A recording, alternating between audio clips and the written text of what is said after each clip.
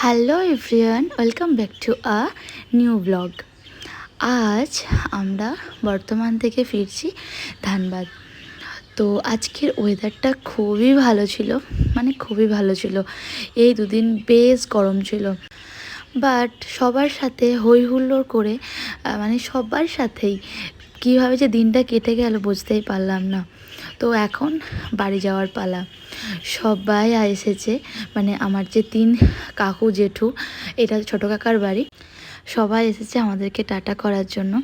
তো সবাইকে টাটা করে এক রাশ মন খারাপ নিয়ে এখন ফিরছি বাড়ির পথে। এই গ্রামের রাস্তা, এত সুন্দর প্রাকৃতিক পরিবেশ, সবুজ পরিবেশ, সত্যিই এত মিস করি ওখানে গিয়ে। এই ওয়েদার, এই পরিবেশটা, সেটা আর বলার না। প্রচণ্ড মন খারাপ হচ্ছিলো, মনে পড়ছিল সবার সাথে কাটানো সেই 2 দিনের সমস্ত কথা। গ্রামের রাস্তা শেষ হতেই উঠে পড়লাম হাইওয়েতে। তো এখানে আমাদের এসিটা মাঝপথে হয়ে গেছিলো খারাপ। তারপর বর্ধমান থেকে বেশ কিছুটা রাস্তা পেরিয়ে আমাদের এসিটা ঠিক করা হলো। তো সেখানে 1 ঘন্টার মতো প্রায় সময় লেগে গেল।